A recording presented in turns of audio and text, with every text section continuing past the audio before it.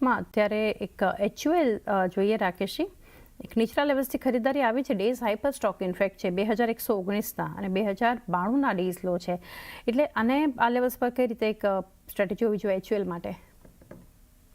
Establish down ટ્રેન્ડમાં છે, lower ટોપ lower બોટમની શ્રૃંખલા છે. કદાચ જે રિસન્ટ બોટમ મારી છે 2045ની આજુબાજુ, એ જો ન તોડે તો કદાચ એક ફ્રેશ અટેમ્પ્ટ રહેશે કે બોટમ ફોર્મેશનનું. ત્યાં લોંગ ટર્મ સપોર્ટ પણ છે. એટલે જો તમારું રોકાણ હોય તો 2045ની સામે જાળવી રાખવું. તેજી કરવાની મને ઉતાવળ કરવા જેવું નથી લાગતું, થોભો અને રાહ જોવો જેવું લાગે છે. પેટર્ન વોચનો એક વ્યૂ અહીંયાથી HUL પર ખાસ રાખવો જોઈએ. ગ્રાસિમમાં અત્યારે રુચિત ખરીદારી છે 0.5%ની. આ સ્ટોક પણ જો ડેઝ હાઈ પર છે 3100ના લેવલ્સ પર સ્ટોક ટ્રેડ થઈ રહ્યો છે, તો એક વ્યૂ લઈએ એના પર. ગ્રાસિમ ઓવર છે પણ પોઝિશનલ સ્ટ્રક્ચર સ્ટોકના સારા છે.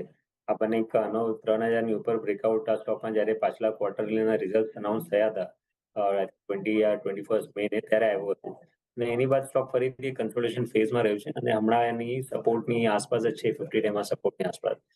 3000થી લઈને 3100 જો આખી ઝોન છે, આઈ થિંક સ્ટોકમાં સ્ટ્રોંગ સપોર્ટ એક કરવી જોઈએ. તો ડાઉનસાઇડ લિમિટેડ છે સ્ટોકમાં, પણ જેમ મેં કીધું કે એક હાઈ બીટા નેમ નથી, એક સ્લો મૂવર રહે છે સ્ટોક. તો જો અગર તમે નેક્સ્ટ એટલીસ્ટ 6 મહિનાના વ્યૂથી સ્ટોકમાં ખરીદારી કરવી હોય તો કરંટ લોસ પર કરી શકો. એક વ્યૂ અહીંથી હાલના લેવલ્સથી ધ્યાનમાં રાખી શકો છો ગ્રાસિમ માટે.